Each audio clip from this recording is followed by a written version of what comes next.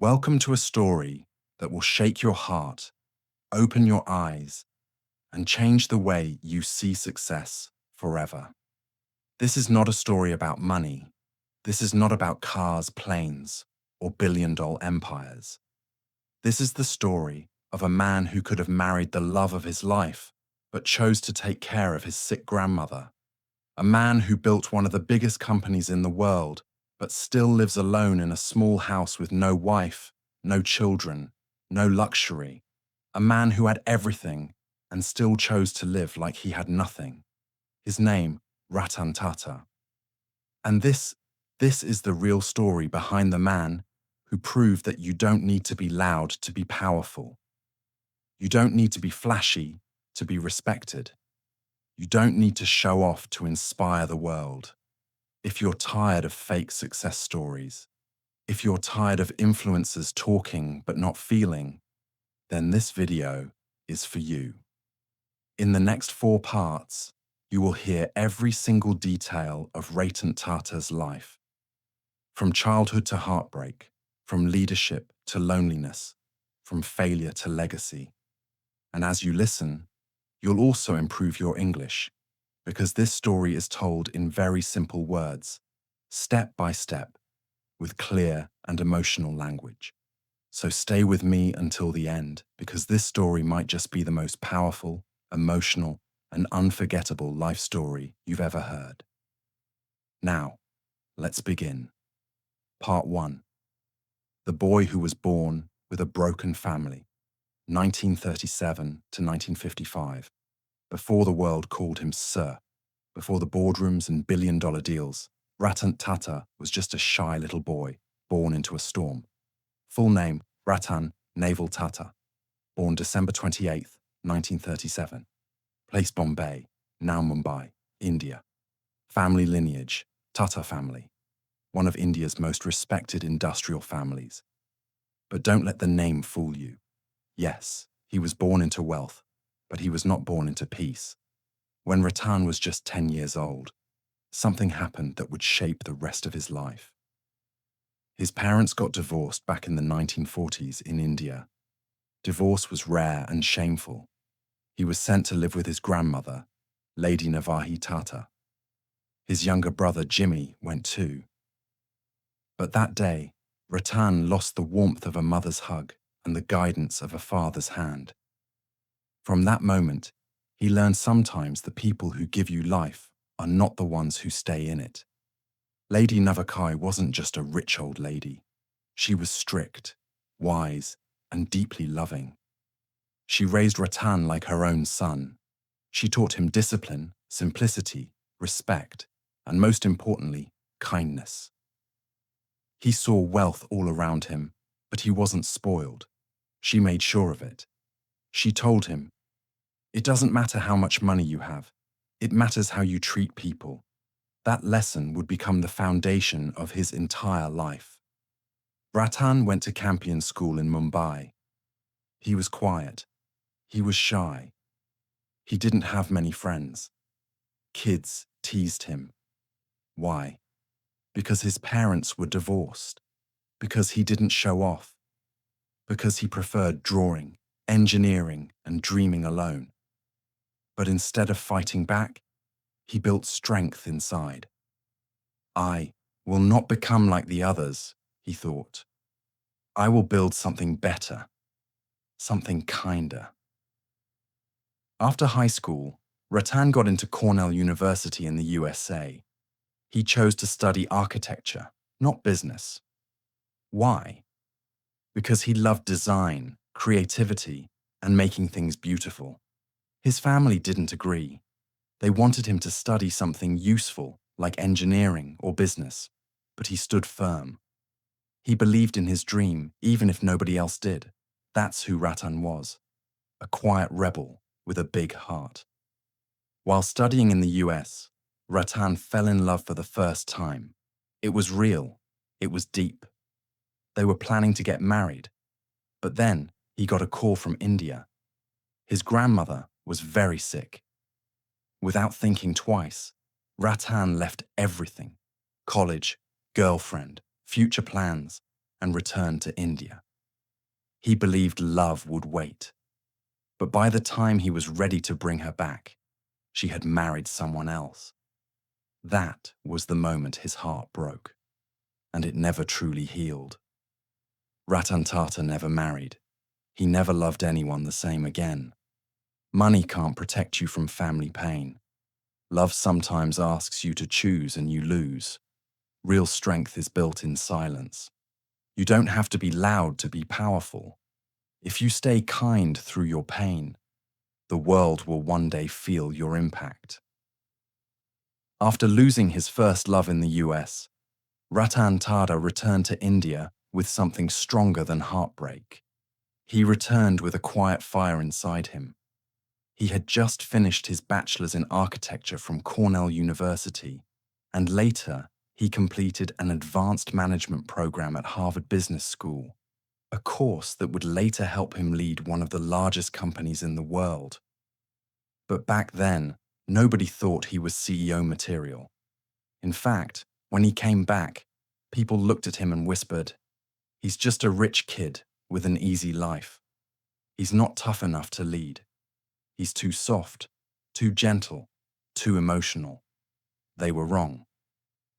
But he didn't fight them with words. He decided to answer them with work.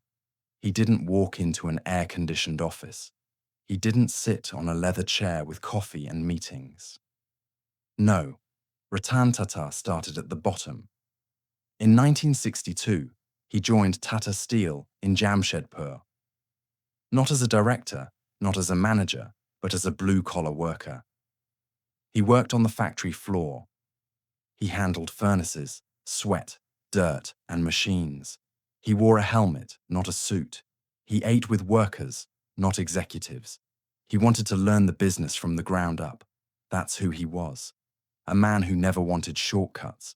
He worked day and night, learning every little detail about steel production, labor management, safety protocols, worker problems, factory operations, and all the while others mocked him. Why is a Tatar working in the heat like a laborer? But Ratan didn't explain himself. He was busy preparing for a battle nobody else could see. In the 1970s and 1980s, Ratan tried to bring new ideas to the Tata companies. He wanted to modernize them, introduce better designs, new thinking, fresh strategies. But the old leaders of the Tata Group, especially in the individual companies, didn't like him. They saw him as a kid interfering in their work. They didn't want change. They didn't want his suggestions. And they definitely didn't want him as a future chairman. Many senior executives openly said he will destroy the group if he takes over. He's not JRD Tata. He's not a visionary. Even some board members rejected his plans, blocked his proposals, and told him to stay quiet. But here's what Ratan did. He didn't fight. He didn't shout. He didn't quit. He observed, learned, waited, prepared. Like a tiger in the shadows, he watched the problems building. Like a monk in silence, he worked on his knowledge and understanding. Years passed, and then the moment came. JRD Tata was a legend. He led the Tata Group for decades. He started Air India. He was the face of Indian industry. People worshipped him. And when JRD announced in 1991 that he would step down, everyone expected a strong, bold, old-style businessman to take his place. But JRD surprised the world. He said, "Ratan will be my successor." The board was shocked. Some were angry. Others refused to believe it. How could Ratan, the quiet, soft, untested man, lead an empire of 90 companies, tens of thousands of employees, and billions of dollars? But JRD believed in something others didn't see. Ratan has honesty, humility, and heart. He has the courage to be kind in a cruel world. And that is the rarest leadership of all. And just like that, in 1991, Ratan Tata became the chairman of Tata Sons, the holding company of the entire Tata Group. But his real test was just beginning because the Tata Empire was a mess. When Ratan became chairman, the Tata Group was not one united company. It was like a broken house with 90 rooms, each room doing its own thing. Each Tata company, Tata Steel, Tata Tea, Tata Motors, Tata Chemicals, etc., had its own bosses, own goals, and no unity. There was no shared vision, no brand identity, no common strategy, no global focus. And worst of all, many companies were losing money. India had just opened its economy to global competition. Foreign companies were entering, and the Tata companies were old, slow, and under pressure. Ratan was stepping into a battlefield. And almost every single powerful businessman in India believed he will fail. Even people inside Tata said, "We will not follow him." But Ratan didn't beg. He didn't fire people recklessly. He didn't make grand speeches. He began with one question. What does Tata mean to the world? And from there, he started a silent revolution. The first moves: restructure, reunite, rebuild. Step 1. Bring all Tata companies under one vision. He started bringing unity. One logo, the Tata T1 mission: trust, quality, simplicity. One direction, global leadership. Step 2. Cut the dead weight. He closed down loss-making units. He retired old leaders who refused to change. He focused on innovation, technology, and design. Step 3. Take bold bets. He launched Tata Indica, India's first homegrown car. Tata Consultancy Services, now one of the biggest IT companies. Rebranding of Tata Steel for international expansion. Step 4. Train leaders with values. He didn't just want managers, he wanted servant leaders. People who put ethics before ego, and slowly, quietly, powerfully, the empire began to rise. Part 2. The car that failed. The deal that shocked the world, 1998 to 2009. In the 1990s, India's roads were ruled by foreign cars and old models. Most people drove Maruti, Ambassador, or imported cars. There was no car that truly said, "This is made by India." But Ratan Tata had a vision. He wanted to create the first car built completely in India by Indian engineers in an Indian factory with Indian pride. A car that middle-class families could afford. A car that wasn't just a machine but a symbol of self-respect. "Why can't we build our own car?" he asked his team. "Why should we always depend on others?" Everyone said it's impossible. "We don't have the technology. We will lose millions of dollars." But Ratan didn't back down.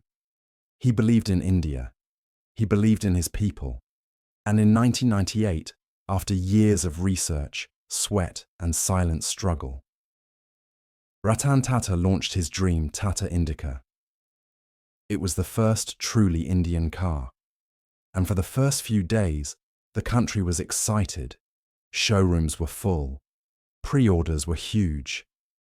Everyone wanted to support a made-in-India car. But then the nightmare began. Just months after launch, reports came in. The car had performance issues. Mileage was not as good as promised. People were unhappy. Sales dropped. Showrooms became empty. And the same media that once praised Ratan now attacked him without mercy. Headlines read, "Tata's big flop. The car that shouldn't have been made. Ratan Tata's biggest mistake." And worst of all, people laughed. Big business tycoons, foreign companies, investors, they all mocked him. "See, we told you he's not a real leader. He doesn't understand the market. He should resign." It was a storm, a dark, heavy storm of public failure. And then came the most painful moment. In 1999, Ratan Tata was advised by his board to sell the Tata Motors passenger car division, the same division that built the Indica. The loss was massive. The embarrassment was worse. It was personal. Ratan finally agreed, and with a heavy heart, he flew to Detroit, the home of America's auto giants, to meet Ford Motor Company. He sat across the table from Ford's chairman, hoping to sell his car business, but instead of respect, he was insulted. A Ford executive looked him in the eye and said, "You don't know anything about cars. Why did you even try to build one? If you give us this company, we'll do you a favor by buying it." Ratan listened silently. No reply, no anger, no emotion. He got up and walked away. He didn't sell Tata Motors. He didn't forget those words. And he didn't give up on his dream. Instead, he returned to India and said, "They will regret this." Ratan didn't waste a single day. He sat with engineers, studied every complaint, fixed the design, improved performance, and launched Indica 52, a much better version. This time it worked. Sales increased. People started trusting the car again. And slowly, Tata Motors became a respected brand. But Ratan was not done. He wanted to prove something more. Fast forward to 2008. Ford, the same company that insulted him, was now in deep financial trouble. Their luxury brands, Jaguar and Land Rover, were losing money. They wanted to sell. And guess who came to the table? Ratan Tata, the same man they once humiliated. Ford executives now welcomed him with folded hands. In March 2008, Tata Group bought Jaguar and Land Rover from Ford for $2.3 billion. That's right. The man who was once told, "You don't know anything about cars," now owned two of the most iconic car brands in the world. And after the deal, the same Ford chairman who insulted him said, "You are doing us a big favor by buying our company." Can you feel the power of this moment? It wasn't revenge. It wasn't ego. It was poetic justice. The world finally saw what India could do, and they saw what a quiet man with a clear heart could build. What happened next? Under Tata, Jaguar and Land Rover became profitable within 2 years. Their new models were a hit across the world. Tata Motors became a global force in the automobile industry. Ratan didn't just save a brand, he saved a dream. He proved that India could not only build cars, it could run the best car companies on earth. After the global shock of Tata buying Jaguar and Land Rover in 2008, Ratan Tata could have slowed down. He could have taken a break. He could have celebrated. But that's not who he was. Ratan didn't want to build cars just for the rich. He wanted to build a car for the common man. It all began in 2003 in a traffic jam. Ratan Tata was in Mumbai. The roads were wet. It was raining. He looked out of his car window and saw something that broke his heart. A small scooter was wobbling between cars. On it sat a father driving, a small child in front of him, a mother behind him holding a baby, all on one two-wheeler under a plastic sheet in the rain. It was dangerous, uncomfortable, and painful to watch. Ratan couldn't take his eyes off them. He asked himself, why should a poor man have to risk his entire family's life on a scooter? Why can't I build a car that costs the same as a motorbike? And in that moment, he made a silent promise. I will build a car for $2,000. A car for the people. The world laughed when he said it. They called it impossible, a dream, a PR stunt. But he didn't care. He gathered a team of engineers, designers, and dreamers, and for the next 5 years, they worked in silence, facing challenge after challenge. How to reduce parts without reducing safety. How to make the car light but strong. How to bring the price down without losing trust. It was like climbing Mount Everest with no shoes, but Ratan never gave up. In 2008, at the Auto Expo in New Delhi, in front of thousands of people, journalists and critics, Ratan Tata stepped on the stage with a small, boxy, humble-looking car beside him. He said, "A promise is a promise, and I am here to keep mine." He removed the curtain and revealed Tata Nano, the cheapest car in the world, priced at $2,000, about 1 lakh rupees in India. The crowd erupted. People couldn't believe it. India was proud. The world was shocked. Headlines screamed, "India's people's car has arrived. Tata breaks price barrier. The revolution on 4 wheels." But just as the celebrations began, the storm arrived. To produce Tata Nano at a large scale, Tata Motors started building a massive factory in Singha, a village in West Bengal. They had legally acquired around 1,000 acres of land. Construction began quickly. Machines arrived. Hope filled the air. But within months, a massive protest broke out. Some local farmers, along with political groups, said, "We were forced to give our land. This is not development. This is robbery." Even though many farmers had accepted money, others claimed they had no choice, no freedom. What began as a political issue turned into a public fire. Thousands of people protested at the factory gates. Activists shouted, media exploded, politicians jumped in. Ratan Tata, who had never faced this kind of public chaos before, was deeply hurt. He believed he was bringing jobs, dignity, and growth to the village.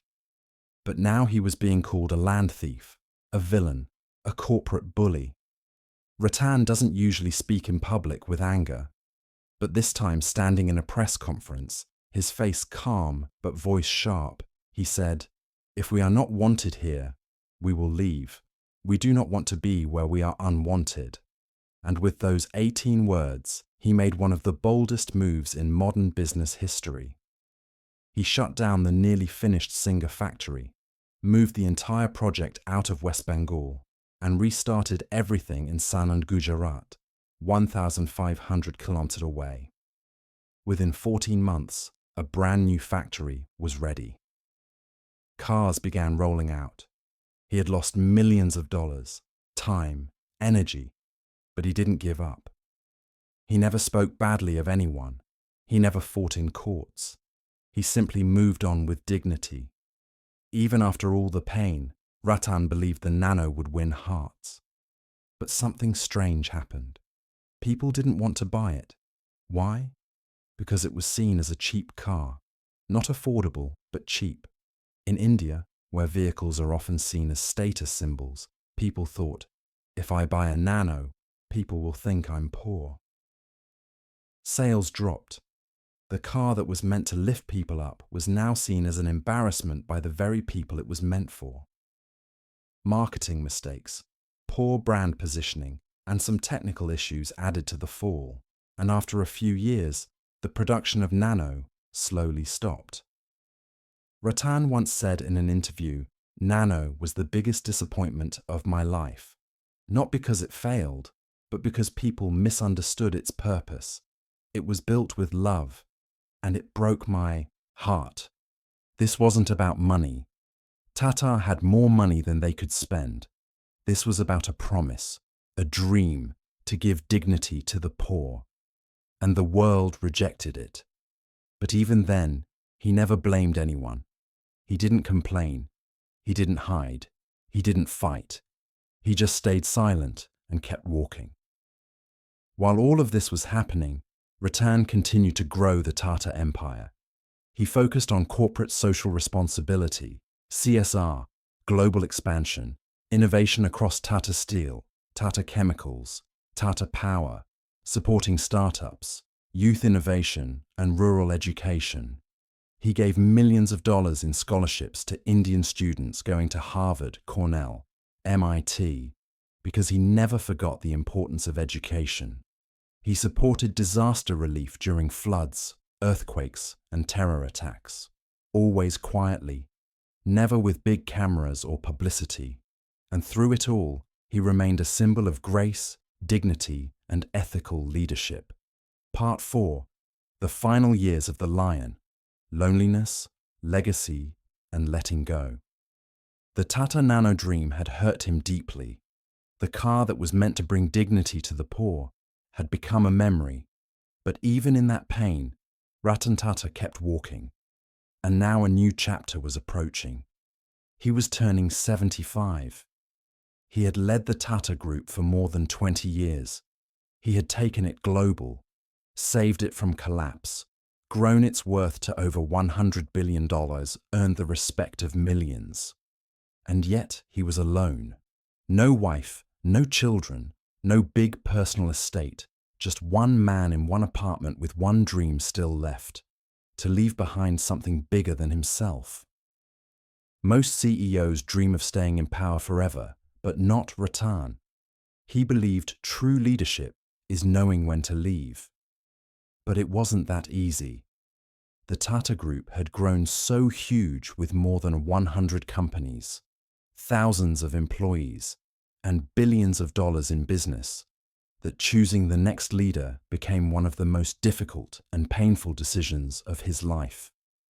He had to find someone who was honest, brave, modern, but also humble, disciplined, and ethical. Someone who could carry the weight of the Tata name. The Tata Trusts, which own 66% of Tata Sons, the parent company, formed a committee to help Ratan find a successor. After months of thinking, interviews, and private discussions, they chose Cyrus Mystery, the son of construction tycoon Palanchi Mystery. He was young, sharp, and had experience in managing big companies.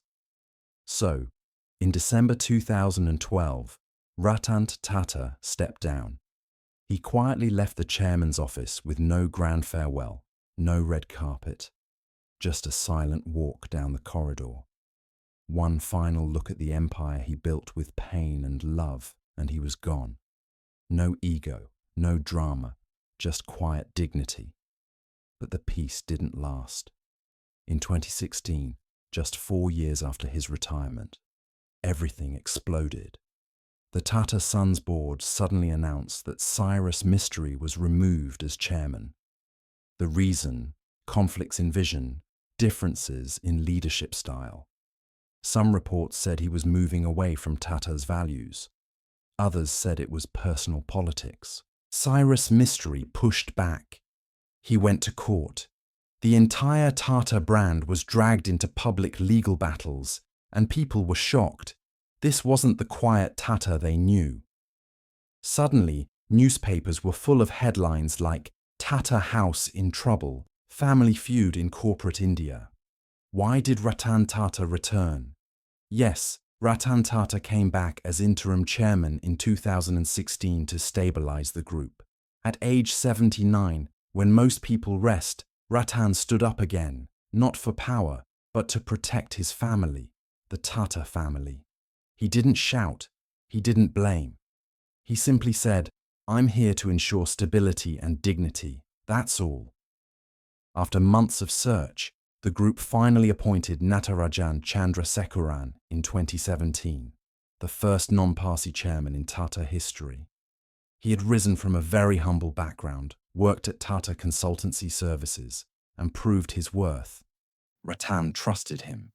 He stepped back for the final time, but he never stopped caring. He still sat on the boards. He still guided young leaders. He still read every report. But his body was tired, his eyes were slower, and his heart was full of memories, scars, and quiet victories. Ratan Tata lived alone in a simple apartment in Kabba, Mumbai. No bodyguards, no butlers, no gold, no parties. He lived with a few dogs. He had a small office where he worked daily, even after retirement. He drove himself. He replied to emails personally. He sometimes visited Tata hospitals without telling anyone to meet poor patients. He loved dogs, especially strays. He adopted many design and architecture, reading quietly, helping unknown startups and young entrepreneurs. He never wanted to be called a billionaire. He once said, "I don't want to be remembered for how much money I made. I want to be remembered for the difference I made." But in private, he also had pain. He once told a friend, "I have achieved a lot, but I have no one to share it with." He had no children. He had no partner. He had only memories. In his final years as active leader, Ratan focused on Tata trusts, giving away over $100 million every year for education, health, water, nutrition, and rural development. Building cancer care networks across India because he saw poor patients suffer alone. Creating centers for innovation for young Indian engineers. Mentoring startups and investing in them not for profit, but to see new dreams rise. Some of the startups he supported: Ola, Snapdeal, Urban Ladder, Nestaway, PTM. He didn't ask for shares. He didn't demand returns. He just gave money, advice, and encouragement. And always with the same words: do it with honesty. Never forget why you started. He's not loved because he's rich. He's loved because he's honest. He's kind. He never takes credit. He never shows off. He respects even the lowest worker. He stood by India when others ran away. During the 26th of November Mumbai terrorist attack, he personally visited the families of those who died. Whether they were hotel guests or cleaning staff, he rebuilt their homes, paid their children's education. Quietly, he was the only industrialist who stood outside the hospital in the rain alone, without cameras, just to see how the injured were doing. That's Ratan Tata. Legacy is not built by noise.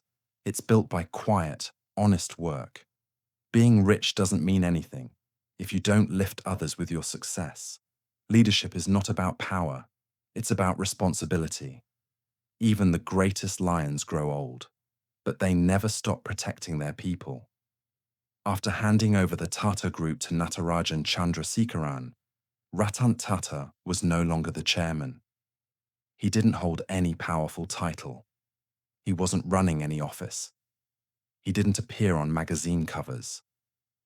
But his impact's stronger than ever, because true power doesn't come from the chair you sit in. It comes from the lives you touch without needing applause. Ratan Tata now lives in a small, modest apartment in Colaba, Mumbai. No mansion, no security guards, no fancy lifestyle. He wakes up early, feeds his dogs, sometimes drives his own car, and spends most of his time doing things that bring peace to his soul, not power to his name. Every day, he visits Tat Trust's office, reads letters from common people, writes personal replies, supports new ideas from youth, donates to causes without ever announcing it. His staff says he never shouts. He never shows anger, even when people betray him. He just goes quiet. In a world where leaders crave cameras, Ratan Tata found peace in disappearing from the spotlight. But the light he left behind, it only grew brighter. Behind the success, the fame, the love from millions, there is a silence that lives with him. He never married. He never had children. He spends most of his nights alone. He once said in an interview, "There are days when I wish I had someone beside me at the dinner table, but I also believe my life was meant for something else." He still remembers the woman he almost married in Los Angeles, the one he lost because of duty, family, and fate. He never tried again. He never searched again. Instead, he gave his love to his dogs, his people, his work, his country, and above all, to his values. Ratan Tata's softest side, his unconditional love for animals. He has adopted many stray dogs, some blind, some injured, some abandoned. They live with him. They sit beside him while he works. He feeds them himself. In fact, the Tata headquarters in Mumbai has a special space where stray dogs live peacefully because Ratan insisted on it. He once said, "Animals don't pretend. They don't cheat. They just love you. And that's rare in this world.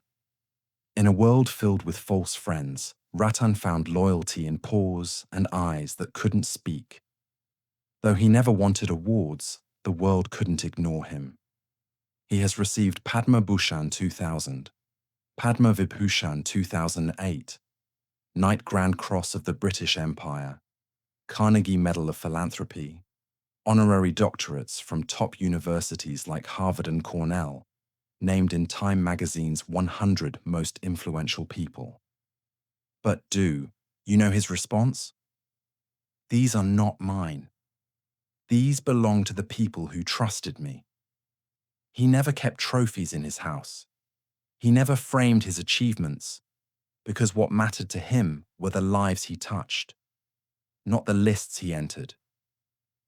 Even after retirement, Ratan Tata kept working behind the scenes on Tata Cancer Care, building over 60 cancer care centres across India for poor families who couldn't afford treatment, free food, transport, shelter for patients, rural water projects, bringing clean water to over 2,000 villages, creating rainwater harvesting systems, training villagers to manage their own water, education programs, full scholarships to poor children for global universities, free digital learning programs in rural India, startup mentorship, investing in small ideas, big dreams, funding young minds who had no investors, never asking for returns.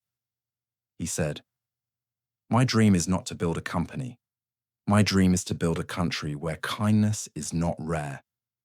Here are some quotes that show his soul. Don't just build businesses, build lives. Walk with the weak so they don't feel left behind. Ups and downs in life are very important. They make you stronger. I don't believe in taking right decisions. I take decisions and then make them right. Be humble. You are not the universe. You are a part of it. To the world.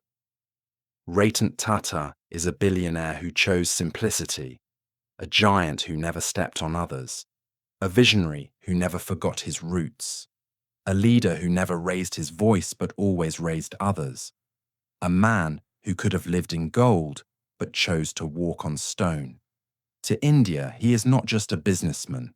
He is a father figure, a moral compass, and a silent soldier of values. To the poor, he is hope. To animals, he is home. To the young, he is inspiration. And to the world, he is proof that you can live with power without ever hurting others.